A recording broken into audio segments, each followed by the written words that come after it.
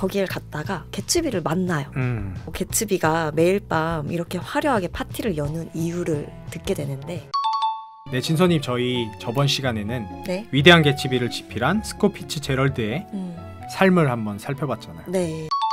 이번 시간에는 네. 위대한 개츠비의 이야기를 한번 살펴보도록 하죠. 네. 진서의 다이제스트. 닉 캐러웨이라는 네. 사람이 나와요. 이 사람이 근데 주인공은 아니지만 이 소설 속 화자입니다. 1922년 초여름 이제 웨스트 에그에서 네. 지냈던 짤막한 경험 이야기를 해주는 형식으로 소설이 진행이 되는데요. 닉은 이제 주식 채권 기술을 배우기 위해서 고향을 떠나서 이제 뉴욕에 가기 위해서 이스트웨그에 집을 구했습니다. 지리적 설명이 되게 중요하다고 느끼는 게, 책에도 딱 그림도 첫 장에 나오죠. 지도가 네. 딱 있어요. 롱 아일랜드라고 네. 해가지고 이스트 에그, 네. 웨스트 에그 이렇게 좀 그러니까 달걀 모양으로 이렇게 많이 튀어나온 거죠. 근데 이렇게 거울처럼 뭐라고 해야 될까? 데칼코마니처럼 데칼코마니처럼 주 지역이 닮아 있죠. 웨스트 에그는 어떤 사람이 살고 있냐면 네. 신흥 부자들. 이제 이 당시가 미국이 굉장히 부자들이 급격히 많아지던 그런 네. 시기였기 경제 때문에 대호황의 시대. 뭐라고 하죠? 졸부? 졸부들이 많이 사는 곳이 네. 이제 웨스트 에그였고 네. 이스트 에그는 어떤 뭐 곳이죠? 평창동 뭐 이런 사람들. 찐부자들. 이렇게 대대로 부자. 그렇죠. 네, 대대로 부자. 닉 캐러웨이는 웨스트 에그, 신흥 부자들이 사는 웨스트 에그에 집을 얻어서 있었는데, 네. 그 집 바로 옆에 사는 사람이 네. 바로 제이 개츠비.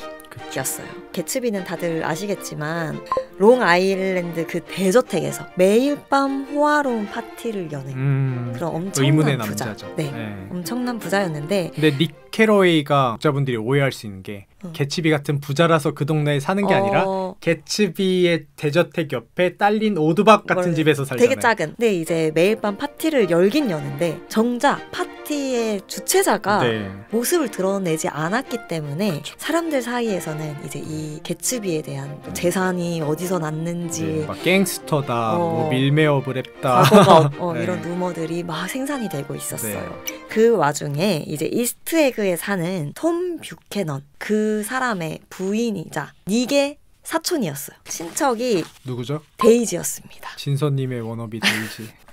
그러니까 약간 제가 되게 속물 같아 보이긴 그래요? 하는데 이미 될 수 없어요. 가문 자체가. 데이지가 살고 있었어요. 네. 그런 거 있죠. 보이지 않는 무시라고 해야 될까? 이스트 에그에 사는 사람들은 응년 중에 지금이랑 똑같아. 약간 이렇게 대칭을 이루면서 살고 있었어요. 이 두 지역이. 그런 와중에 닉이 개츠비의 파티에 초대를 받게 됩니다. 거기를 갔다가 개츠비를 만나요. 개츠비가 매일 밤 이렇게 화려하게 파티를 여는 이유를 듣게 되는데, 그 이유가 뭐였죠, 작가님? 바로 이스트 에그에 있는 톰 뷰캐넌의 아내 데이지를 초대하기 위해서였죠. 맞아요. 어떻게든 어필하고 알리고 만나려고. 닉 캐러웨이를 초대했잖아요. 그런 식으로 모든 사람을 초대하고 있었던 거예요. 왜냐하면 오게끔 하기 위해서 데이지를. 자기에 대한 호기심을 갖게 하기 위해서. 맞아요. 알고 보니 닉이 데이지의 그 친척이었기 때문에 결국 닉의 주선으로 5년 만에 다시 만나게 됩니다. 이 둘은 이제 과거에 사귀던 사이였어요. 연인 사이였어요. 다시 5년 만에 만난 이 둘은 이제 다시 사랑이 빠진 것 같은 그런 분위기가 연출이 됩니다. 데이지도 이제 약간 마음을 주는 것 같고, 모든 사랑을 그리워하고 남자한테 그런 여자였을까요? 근데 그러기엔 개츠비가 너무 디카프리오처럼 생겨가지고 그렇게 그쵸. 뭔가 나라도 아쉬울 것 같아. 나라도 같이 놀 것 같아. 그렇게 이제 둘은 행복하게 막 집에서 데이트도 하고. 근데 개츠비가 5년 만에 달라져 있었잖아요. 엄청 부자가 되어 있었죠. 그때는 별 볼 일 없는 그런 군인이었잖아요. 맞아요. 장교였는데. 이제 개츠비 입장에서는 나는 이제 부자가 돼서 매일 밤 파티를 여는 사람이 돼서 데이지 앞에 나타났으니까 희망이 있다고 생각을, 데이지를 가질 수 있겠지. 그럼요. 요구를 해요. 남편한테 가서 나는 당신을 한 번도 사랑한 적이 없다 라고 말하고 나와 웨스트 에그에 있는 이 저택에서 같이 살자 제안을 합니다. 데이지는 어떻게 하죠? 그 요구를? 그러니까 이제 이게 또 재미가 있잖아요. 데이지는 그래도 손절하지 않아요. 하려고 해요. 개츠비가 정말 멋있게 눈앞에 나타나서 마음이 막 흔들리죠. 결국 이렇게 3자 대면을 하게 돼요. 이것 좀 헐리우드 스타일인 것 같은데 생각해보면 톰 뷰캐넌도 성자예요. 뒤에 더 성자라고 느끼는 부분이 나오는데 둘의 관계를 눈치를 채요, 톰이. 그쵸. 왜냐면 개츠비가 티를 너무 내더라고요. 그쵸. 그래서 톰이 개츠비에 대한 소문, 개츠비가 어떤 걸 해서 돈을 벌었는지 이런 걸 알고 있었는데 사실은 주류 밀수업자라고 그 자리에서 폭로를 해버립니다.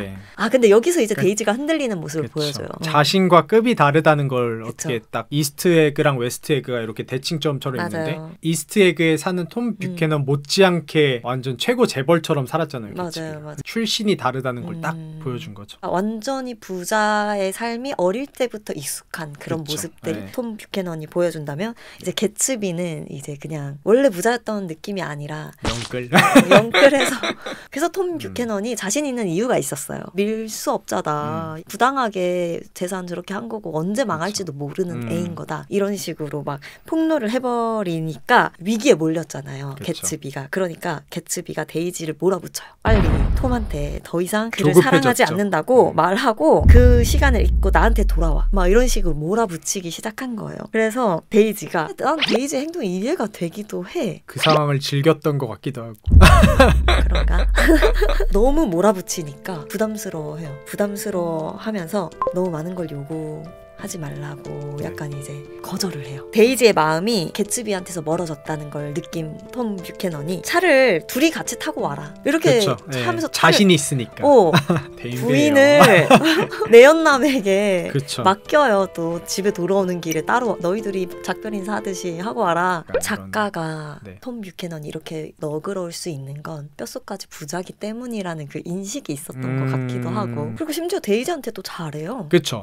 그리고 다 잘해. 뭐든 다 잘해. 데이지도 결국 톰 뷰캐넌이 개츠비와의 옛사랑 못지않게 자신을 사랑해주고 있다는 걸 알고 있잖아요. 근데 그게 있었죠. 톰이 바람을 피고 있었죠. 맞아요. 사실은. 내연녀가 또 있었죠. 머틀이라는 여자였어요. 어떤 여자였냐면 이것도 또 되게 신기해요. 자동차 정비소 사장의 아내였는데 예쁘지 않아. 약간 되게 육감적이기만 한 그런 여성과 육체적인 관계를 즐기는. 머틀은 오해하고 있잖아요. 톰 뷰캐넌이 데이지를 버리고 자신에게 올 거다. 맞아요. 나 갑자기 조금 슬퍼. 왜요?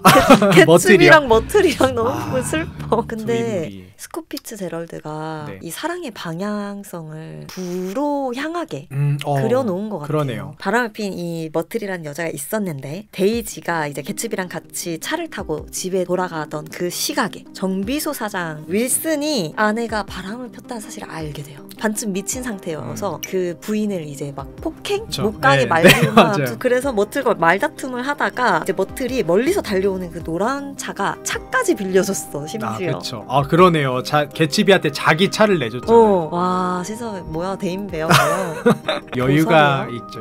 그래서 이제 그 차가 톰인 줄 알고 자신을 데리러 온 줄 알고 톰 뷰캐넌의 차가 달려오고 있는데 거기에는 데이지가 운전을 하고 옆에 개츠비가 타 있죠. 이제 착각을 한 거죠. 머틀은. 그래서 달려듭니다. 자기를 데리러 와라. 날 구해줄 수 있을 것이다. 백마탄 왕자처럼 데리고 갈 거라는 착각을 하고 보잘것없는 남편한테서 구해줄 거다. 맞아요. 그래서 달려나가는데 차 안에서 다투고 있잖아요. 다투고 있었기 때문에 못 보고 치고 도망가요.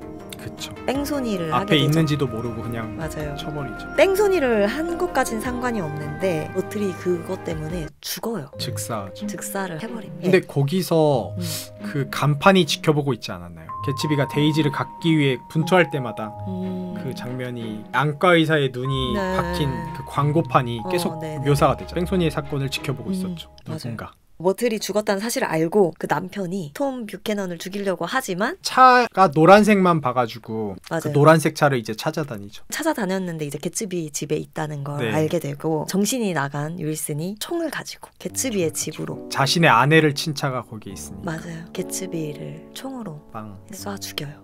그리고 자살을 합니다. 사실 이제 알고 보니까 머틀을 친 노란 차는 데이지가 원래 운전하던 거였는데 개츠비는 데이지를 지켜주기 위해서 내가 운전했다. 차를 바꿔 타고 뺑소니를 하게 된 거죠. 그래서 이제 개츠비가 결국 죽었고 장례식을 올리게 되는데 여기서 이제 많이 빡쳤을 것 같은데요, 작가님이. 데이지가 개츠비 장례식에 참석하지 않아요. 슬퍼하지도 않던데. 그쵸. 그냥 행복하게 살잖아요. 둘이 행복하게 이스트에그에서.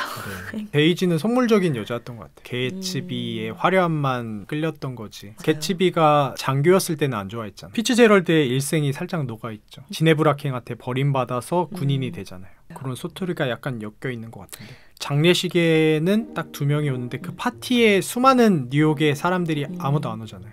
뉴욕의 인사들이 사라졌죠. 그쵸. 거기 장례식에 온 사람이 누구죠? 닉이랑 한 명 더 있잖아요. 맞아요. 이 남자는 파티에 왔지만 어울리지 못하는 남자였어요. 제 기억에는 되게 장면이 짧았는데 개츠비의 서재에 있었던 걸로 기억해요. 다들 개츠비에 대한 어떤 환상만 갖고 이제 파티에 왔는데 그 남자는 서재에 있는 책들을 보더니 개츠비가 가짜가 아니구나 이런 말을 하죠.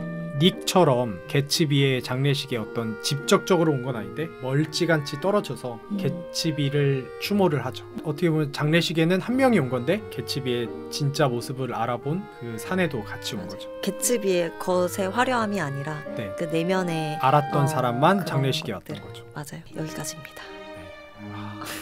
마음이 또 짠하네요. 총살당할 때 너무 슬프고 데이지를 위해서 자신의 일생을 갈아넣고 목숨까지 갈아넣었는데 장례식에도 데이지가 뭐라고.